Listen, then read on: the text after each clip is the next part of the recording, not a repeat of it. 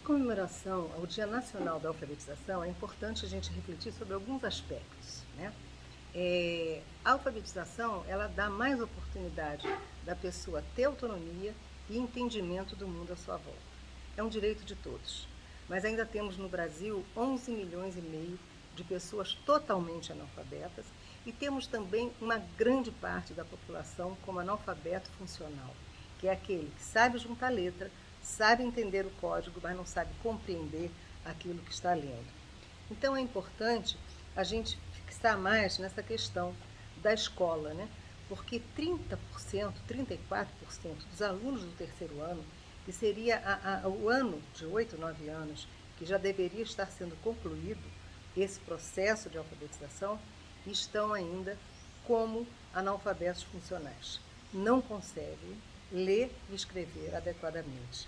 Então, é importante frisar que em Mato Grosso do Sul, né, nós temos uma taxa pequena de analfabetos, está diminuindo, parece que nós estamos com 4,6 de pessoas analfabetas, mas o que se entende, que se observa nessas pesquisas, é que a taxa que está melhorando, que está realmente aprendendo a ler e escrever, é a taxa dos idosos. Então, os meninos do ensino médio de 15 anos para cima são aquelas pessoas que têm mais dificuldade. É importante também que a gente faça uma reflexão sobre o sentido de que a criança, para aprender a ler e escrever e gostar de ler e escrever, ela tem que ter também um ambiente todo voltado para isso, né? Que motive essa criança a ler. É o pai que conta história, é o pai e a mãe que lê, que escreve. Quer dizer, a criança aprende pelo exemplo. E o que a gente está percebendo hoje é todos diante de um celular, né? Família inteira, criança não sai do celular, pai e mãe também. Então, a gente está sentindo assim uma dificuldade muito grande no nosso entorno. A escola sozinha não vai dar conta. Né? É interessante que as pessoas observem que essa leitura e escrita, ela tem um começo, meio e fim. A criança deve começar a aprender realmente a alfabetização sistematizada como um processo, né, a partir dos 5 anos de idade, 5, 6 anos. Não há mínima necessidade de alfabetizar a criança, começar a esse entendimento, né, de escrita e de leitura com 3, 4 anos de idade. Ela tem outras coisas mais importantes para aprender. Ela tem que ter essa leitura do mundo todo à sua volta, né?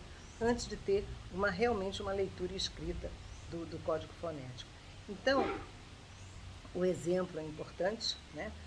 Aqueles pais que têm tempo, que observam essa criança, que contam história, que também leem. Né? A gente vê que o Brasil é um país que quase não lê. Né? E então a gente precisa entender que é um processo difícil, não é fácil, mas que a escola sozinha não vai dar conta. Então é importante saber que quando a gente tem uma pessoa que é alfabetizada, a gente está proporcionando, primeiro, ela adquirir esse direito que é um direito dela, como brasileira. Segundo, ela tem mais autonomia, ela consegue entender mais as pessoas e as coisas que acontecem à sua volta, aquilo que ela lê, aquilo que ela observa, aquilo que ela vê como notícia. Então, ela observa e pode fazer uma reflexão.